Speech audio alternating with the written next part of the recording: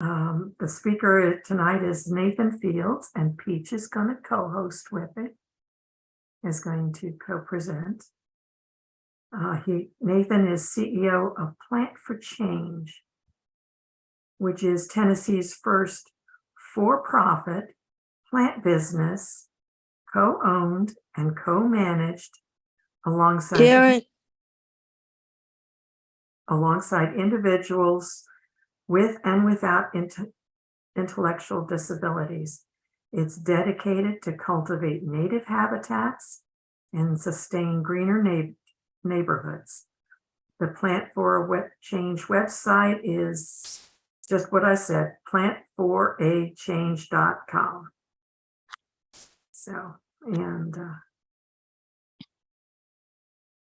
Nathan, it looks like Nathan is joining us. Okay. Nathan, you are muted and don't have your camera on yet. All right. Can you hear me? I can hear you, but I cannot see you. Oh, yes. Here we go. Let me fix that right there. All right. I just made you co-host. You and Pete are both co-hosts. Wonderful. And down at the bottom, if you'll turn on your, you have control of your own presentation. So okay, on your computer, if you can turn on your slideshow. All right, gotcha. Bring it up to where you can see it. Wonderful. Let me get that right here. I do not have access, so I don't. It's okay. It's okay, Peach. You'll be okay. Yes. Yeah, let's see. 270. How many slides? How many slides do you want me to do? Oh, hey, Peach, give me 1 second. All right. Let's see. I think. Oh, you know what, Karen? Yes. I have. If you wouldn't mind where it says Nathan. Sorry. You've logged in 2 different devices and we're getting feedback between them. Let me turn off.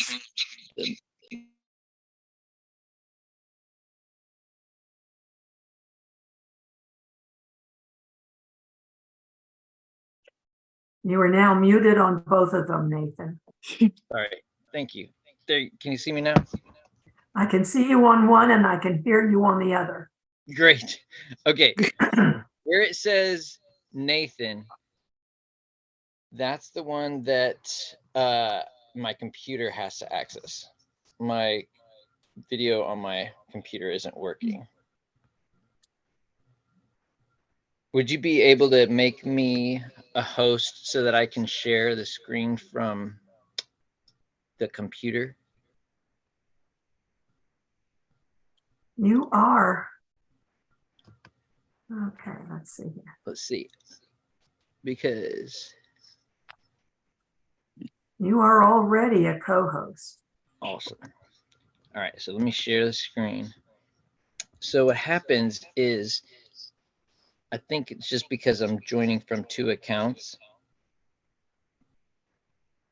It's not able to share from the one that I have right here. I'm sorry. Okay. The reason I have 2 is because I have the video camera on this one isn't working. So I think I just need the one that says Nathan Fields. If we can make that one, let's see. Both of them you are co-host on wonderful. both of them. Okay, thank you so much. So you should be able to share your screen. Yay, thank you. All right, here we go. Thank you so much. Can I say something? Yeah, we're just about to do some introductions. Peach, how's that? Just give me we did a little bit of introduction while we were waiting for you. Oh, thank you. Okay, great. Here we go. I'm gonna make it to where. Do you want me to read the notes on the bottom? No, Peach. What I would like you to do, Peach, is share. Well, Peach, give me 1 minute, okay? I'm just going to be coming into it like this. All right. So here we are. We're called Plant for a Change. And I wanted to make sure that let's see, I'm trying to see yeah. I wanted to make sure that we kind of shared a little bit about what our vision is. This is me, Nathan, and Diamond, and Charles, and Jack, and Daniel. And we started up during COVID. We started a little native plant business with the vision of having equitable employment of people with and without disabilities together. And Peach is a co-worker alongside us. So Peach, would you mind introducing yourself? Be happy to. Awesome. Tell us a little bit about your where you went to college, what, why you think employment for people with disabilities is important, Can everybody hear me okay? Yes, we can. Okay. So, hi, my name is Peach. I am a 2020 graduate of the Next Steps program of Vanderbilt University, alongside Jack, Charles, and Daniel. I am currently an employee at Bubble of Nashville, and have started a co-management Plant for a Change business, because we have some statistics to show you. Nathan? Yeah. And we're going to get into those as our meeting progresses. Here we go. Just a little bit about an agenda for our time together.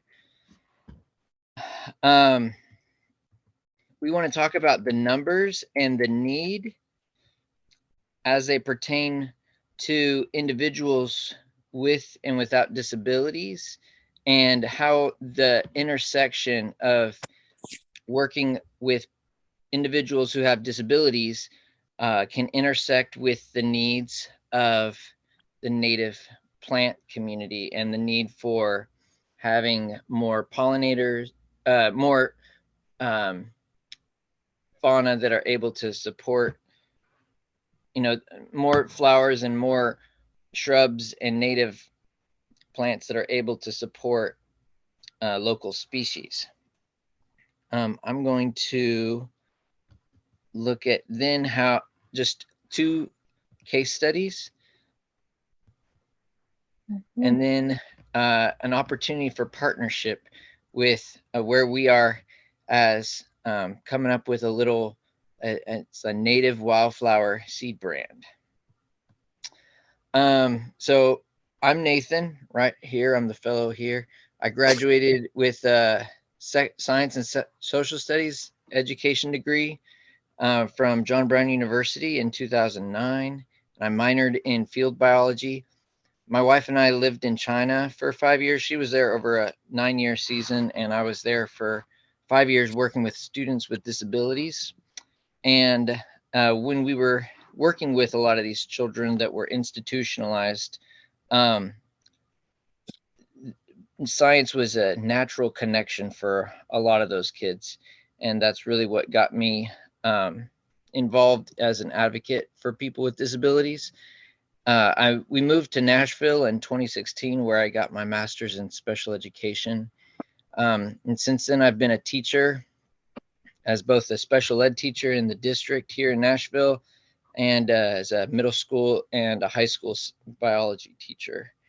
I'm still working to get my Tennessee Master Naturalist certificate with my volunteer hours, getting all that taken care of. But my Arkansas Master Naturalist was completed, and so that's really where I started getting more of a love and foundation and knowledge about native plants. Well, we started up a little business in 2020, right as COVID economic hard times were coming in with a lot of people with disabilities were actually some of the first to be laid off in a lot of those, in a lot of that season. Yeah. And so we started up a little business, and the vision of it was really to grow and to sell and propagate flowers that were able to be more like, they were more of like keystone species, and the sorts of species that could have the greatest impact with being able to feed a high number of bees and butterflies and other pollinators, as well as provide host for native caterpillars. And so we wanted to really look at why native plants, and what would this be? Diamond, one of our co-managers, we were in a book study at one time. One second, Pete. Yeah. Well, I'll get right to the numbers page, and you can chime in at that moment. But one second, I'm going to make sure that I give. Is Diamond available? Is Diamond, are you in here yet? Yes, No. I'm here. Hey, Diamond. Yes. Diamond is one of our co-managers as well. She helped start everything up in 2020. And Diamond, what was it, Diamond, that you had shared? Remember when we had a prayer meeting, and you had shared about how a lot of managers, don't really know they don't really treat you right, in when you're looking for jobs. What was it you had shared? Do you remember? Yes. I said a lot of people with disability doesn't find job because or can own business. Mm-hmm. Yeah. And you said something along the lines of, instead of waiting for the right manager, what if we could be the managers? It was something to that effect. And that really had a big impact on us. And so from that moment on, we really thought of the value that we could provide the community in being visible. One of the analogies that I have here is on this keynote speak is on the keystone speakers, the keystone species. Sorry. And in a keystone, in an ecosystem, there are certain things that are needed as a keystone in order for that ecosystem to flourish. And like that, we really believe that 1 in 4 Americans has a disability. 1 in 4 adults in America have a disability. And that's a significant number, and it's almost like if people with disabilities might be considered, a keystone species. If you take people with disabilities out of the picture, there would be a lot of things that fell apart. And there's a lot of things that people with disabilities have to offer a workforce, and have to offer the community, have to offer science. And right now, the employment numbers are so low that it really impacts our community. I'm going to look now at the numbers and the need. And Peach, if you wouldn't mind, go ahead and sharing what you wanted to share about the numbers here. Yes. So like Diamond said, not a lot of people have a job because they won't hire enough people with disabilities. So, according to employment with the Tennessee Council or Tennessee.gov, the current employment rate is 30 persons with disabilities is 33.3 with a gap of 44.2. And then the employment rate for people without disabilities 77.5. And then the employment rate for people with disabilities is 33.3 with a gap of approximately 44.2. The Tennessee statewide employment goal is reduce the employment gap by 5%. The Employment First Task Force then monitors progress towards the strategic plan, goals, and delivers the annual expect employment report to the governor that he should hire more people with disabilities, no matter what age you are. People with disabilities just need to get hired. Like Diamond said, about 91% of people with disabilities are unemployed. And those are specifically intellectual and developmental disabilities, that number of 91%. Yes. Does that make sense? Yeah. Diamond, did you have anything you wanted to add on that? No. Yeah. All right. So these are just for future reference to kind of see where those numbers are. This M is for the men and the F is for the female. It gives you some definitions about what the labor force participation employment population ratio is. But for people with a disability, you know, our numbers are significantly lower than those without a disability that are in the workforce. And so one thing that I'd like to share with you all is how this could be in a volunteer capacity. It might be in an employment capacity.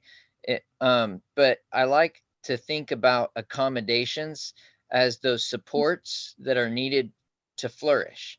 And, you know, we're used to thinking a lot in terms of the flowers and what they need to flourish. For example, this Asclepias incarnata, they need neutral to slightly acidic soil. They need wet to medium moisture.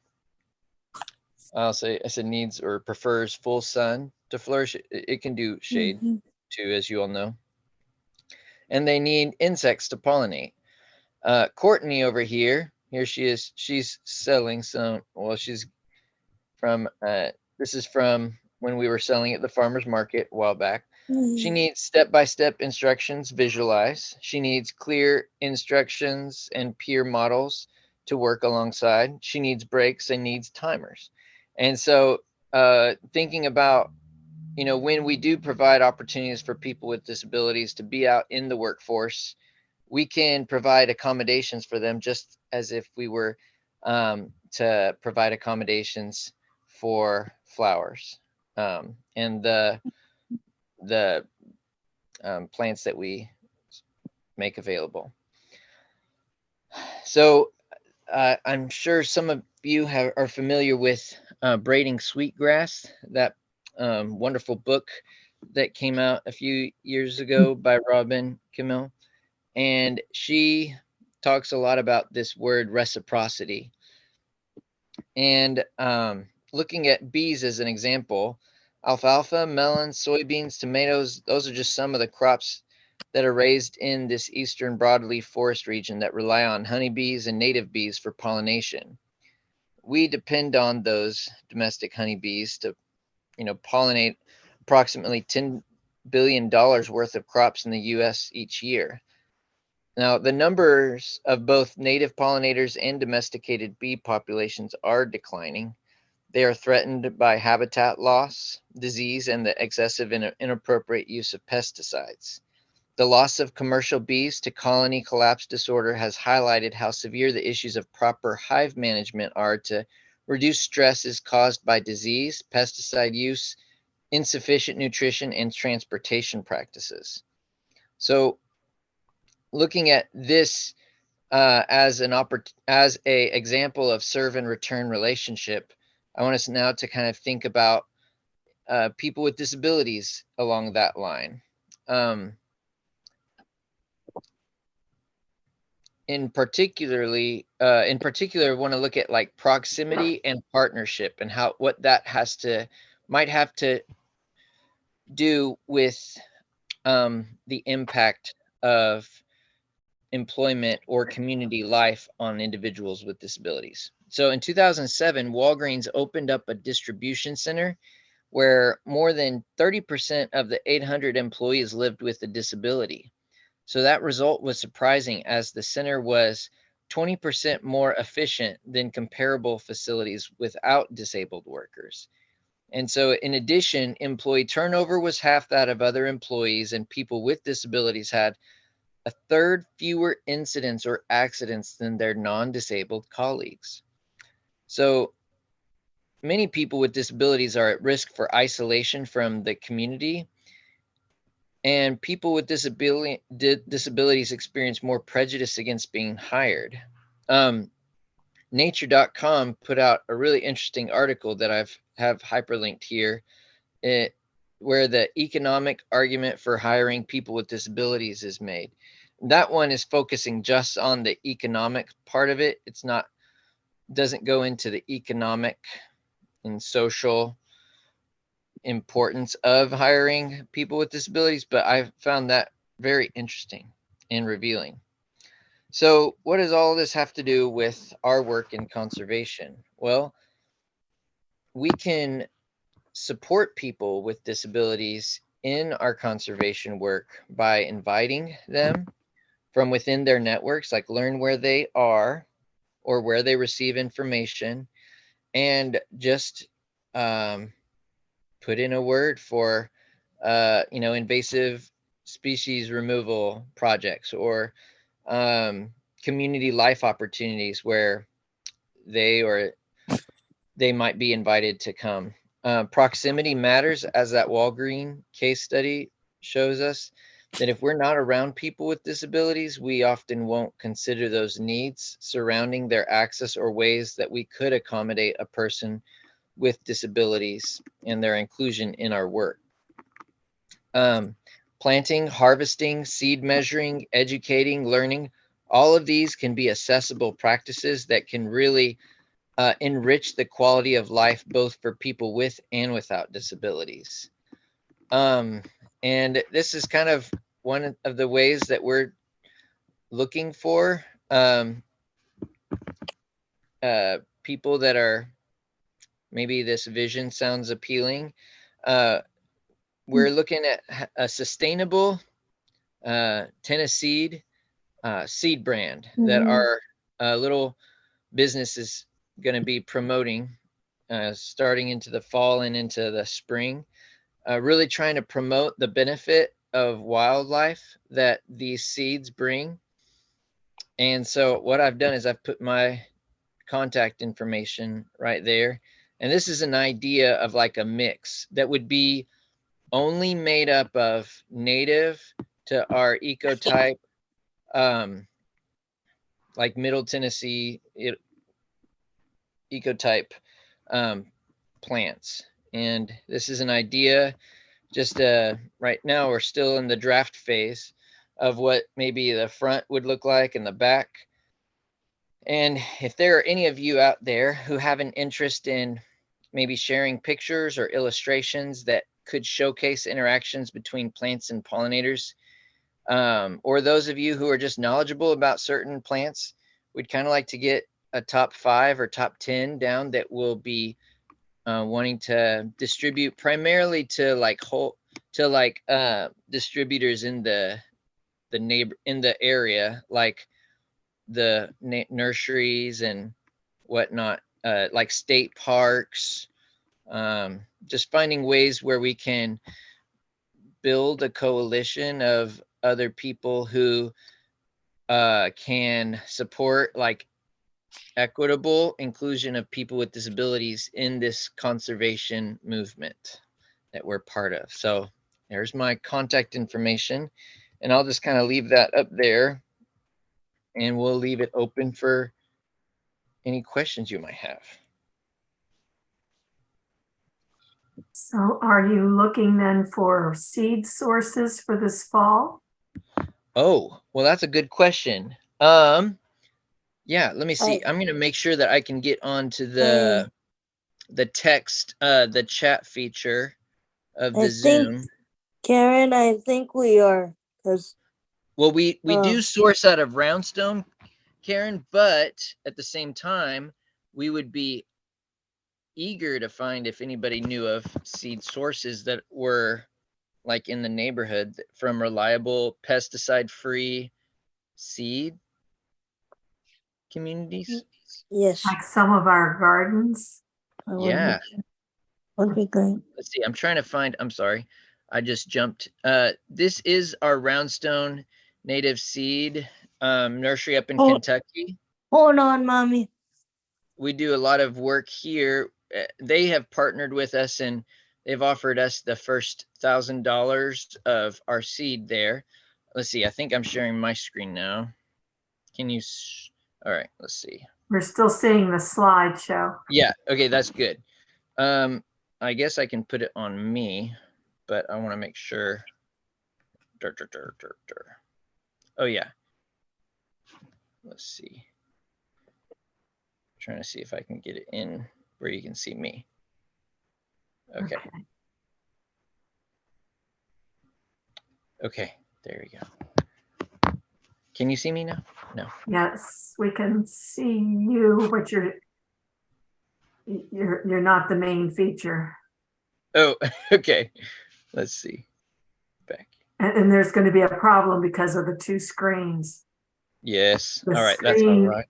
The Oh, I can stop the sharing. image jumps to the one that's speaking. All right. There we go. I see. There you go. And the one that's speaking is not the one that's visible of your two screens. Okay. Let me turn that other one off. Okay. Now we can see you.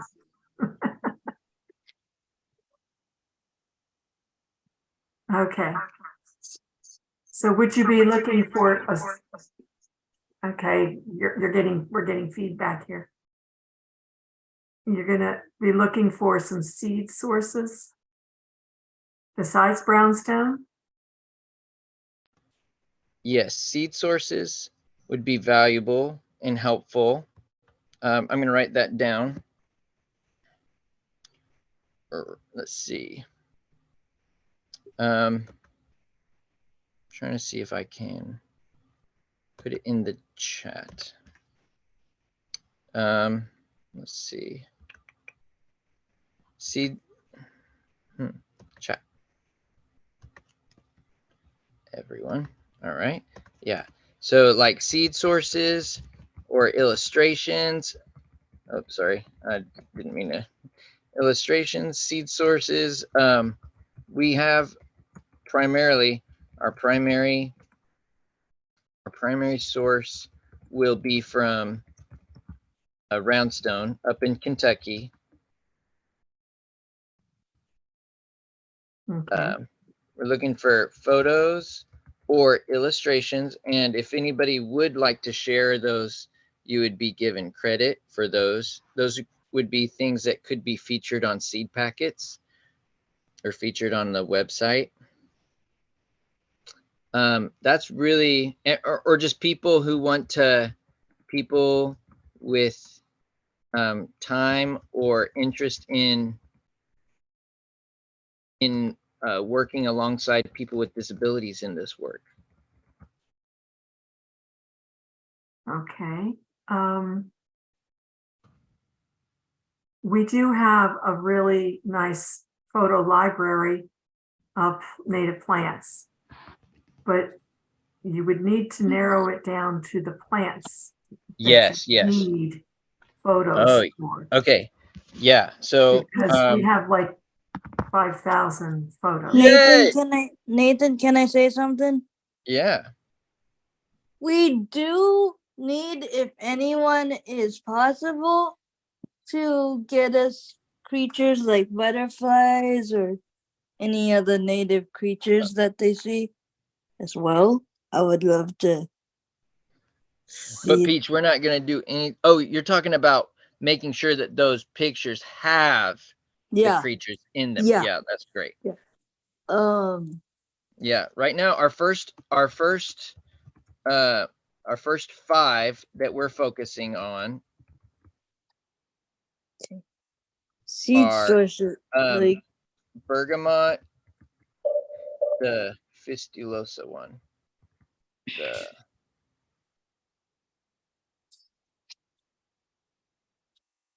and then we're looking for butterfly weed, our that's a great idea. Asclepias tuberosa,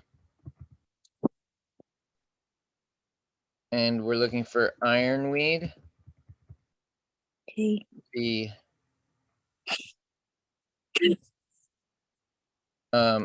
and New England aster,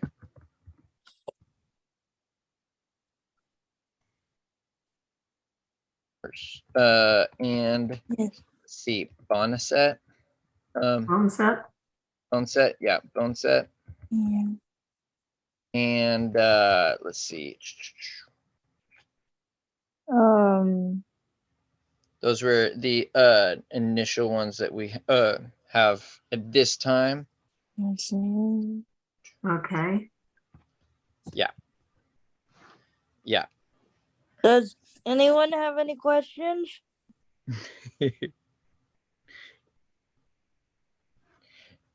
about our business? Or Well, we have been a bit dormant, I should say, for some time, because when we started up during COVID, we were working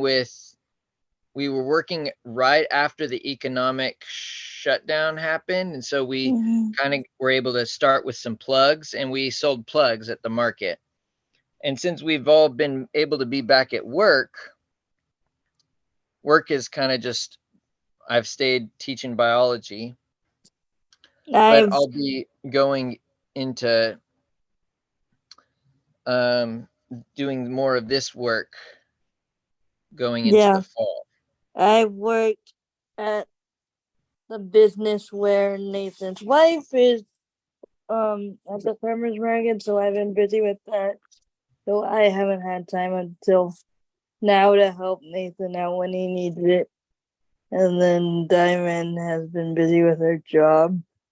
So we haven't.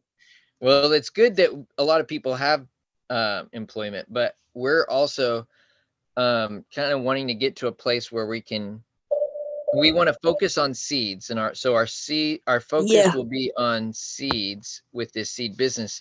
It could be an opportunity for people to work in doing some tasks and be able to kind of work with getting some wholesalers to do some things to sell at their shops. That way we don't have to have a shop set up at this point.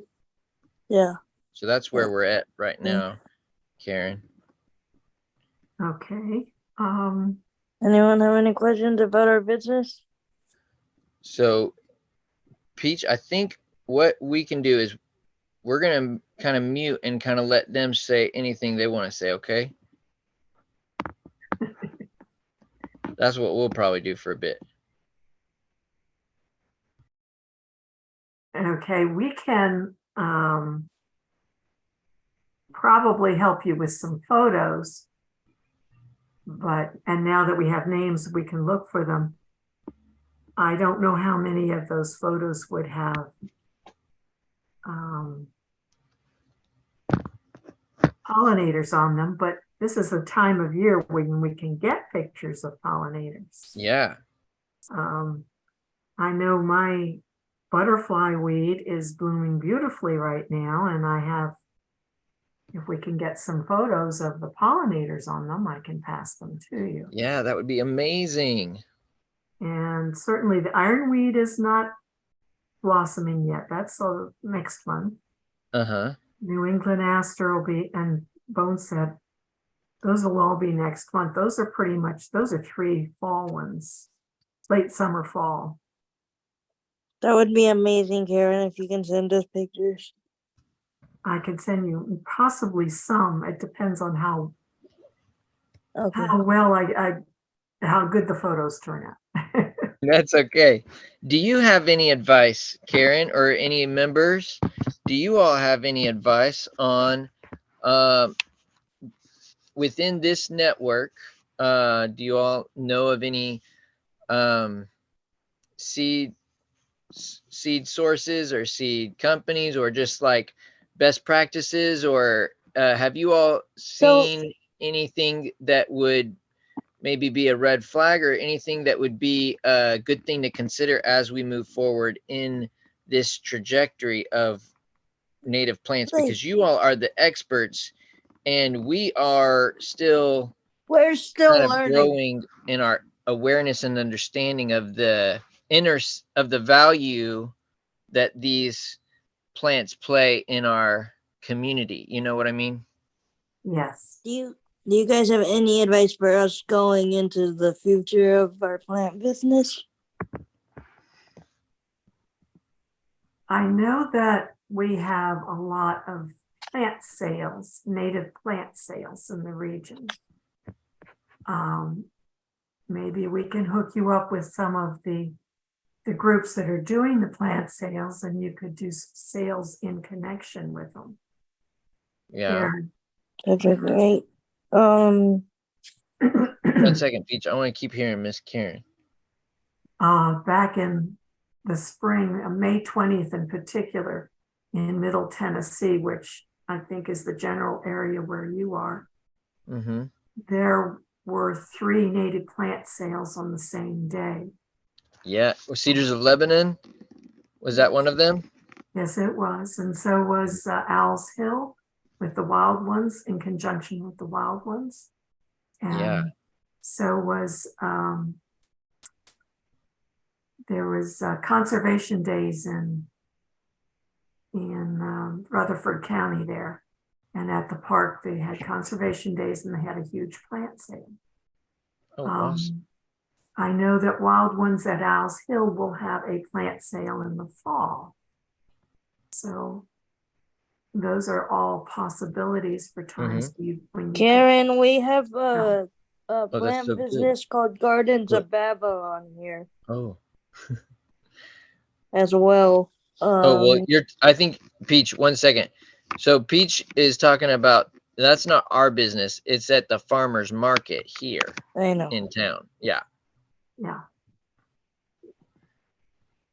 So, and you might want to try to connect with Owl's Hill.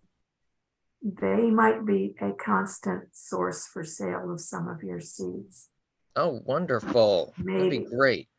You could Well, ask. I'll connect with Is him. there a possibility? Yeah. Well, you all are, I've really loved being able to, I learned about you all through the Tennessee native plant book.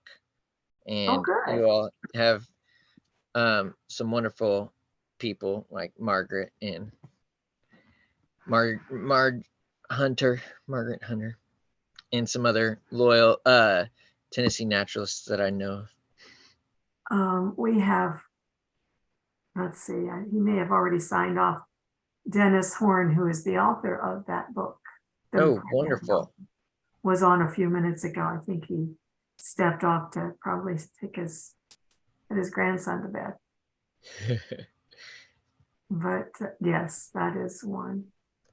Are there any of you all who have been impacted in some way by disability? I don't know in what way or what have you, but are there any of you all that maybe have had an incident or in where your love for native plants and gardening intersected with your a partner or just your own experience with disability? I'd be interested to know our intersections on disability and the ecosystem or native plant communities, you know? Oh, Anyone? I like that we got we got a note in the chat. Wonderful. Is it to you? The question to me was, what is our physical setup and how many people do you think you'll be employing? Are you going to Ooh. grow plants from seed after you acquire them to expand your stock? Yeah. I mean, That's a good question. Right now, our physical setup is not so much in a warehouse center or a nursery. I have a local, my house.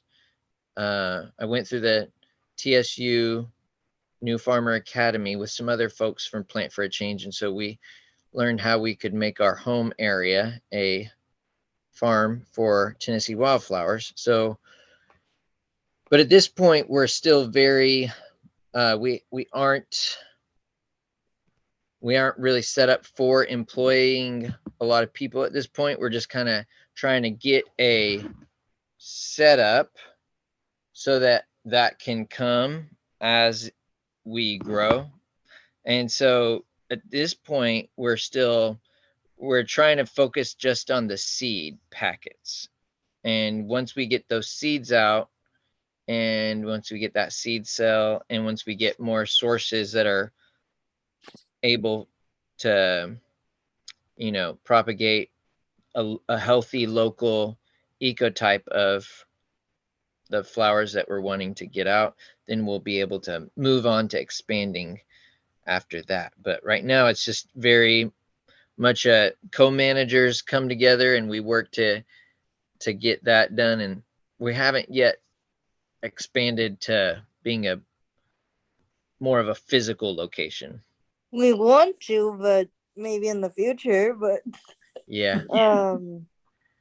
The most important thing I think in this little setup is community involvement, because really the more individuals with disabilities that are out in the community, that are coming to garden clubs, that are coming to native plant gatherings or whatnot, the more accessible and the more inclusive our conservation work becomes, because it can be for sometimes the language we use, or sometimes just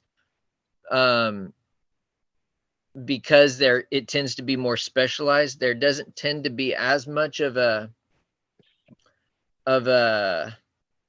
large number of people with disabilities who are aware of a lot of the conservation work happening. Does that make sense? I mean, I'm sure you all are experts, so you you all understand what I'm talking about. But we have a wide range of abilities so far. That's wonderful. I love We're not just experts. We're some people new to the area. Yes, good. We get a lot of that. Some of us are transplants. Yes. So Karen, do you think Peach?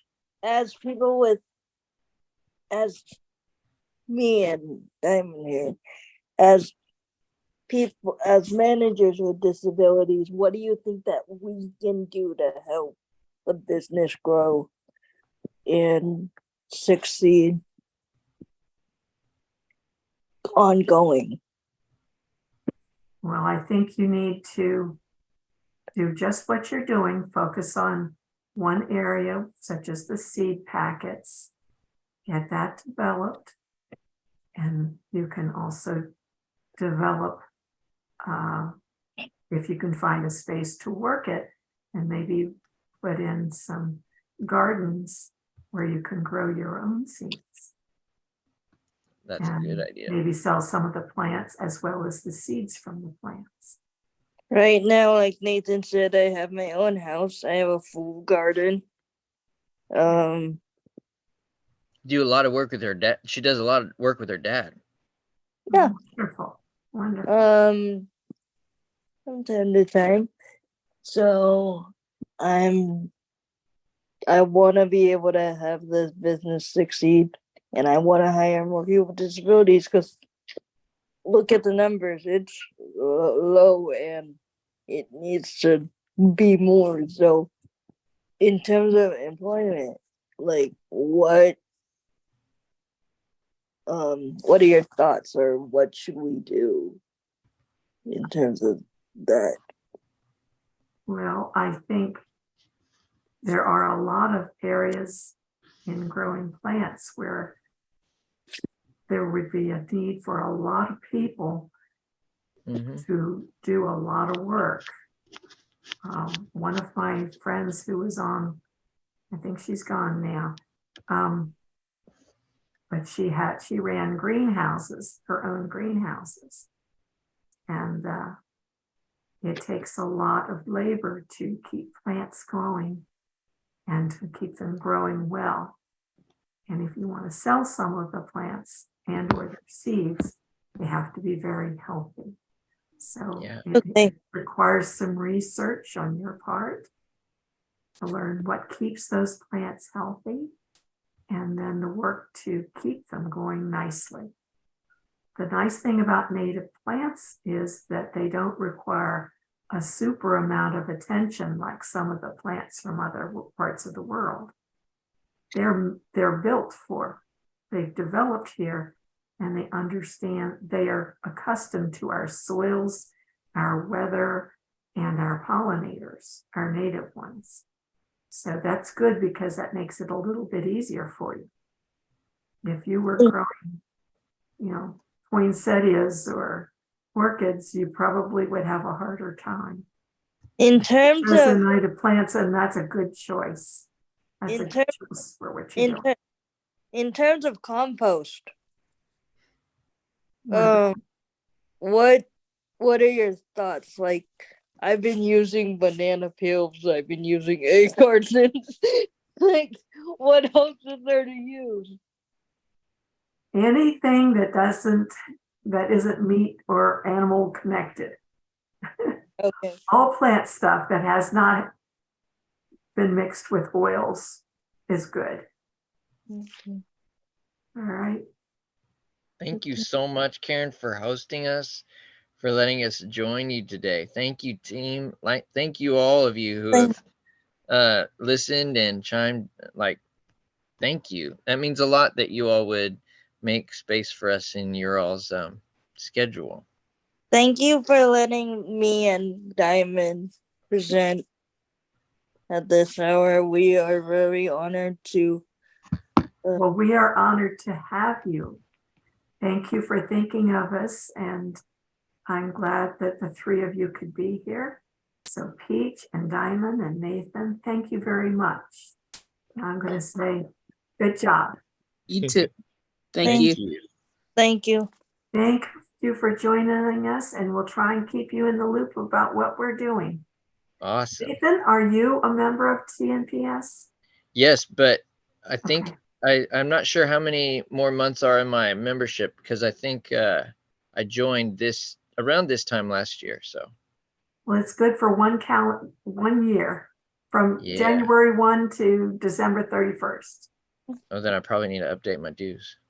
Uh, There we go. Shout out It's for the only dues. $20 for a family. Yes. Karen, in terms of me and Diamond, do we need to sign up as well? Are you students by chance? Nope. No, alumni. Then it's $20 per person or Awesome. per family. Nathan, do we? Yeah. I'll send you the link. I'll send you the link, Peach. Okay.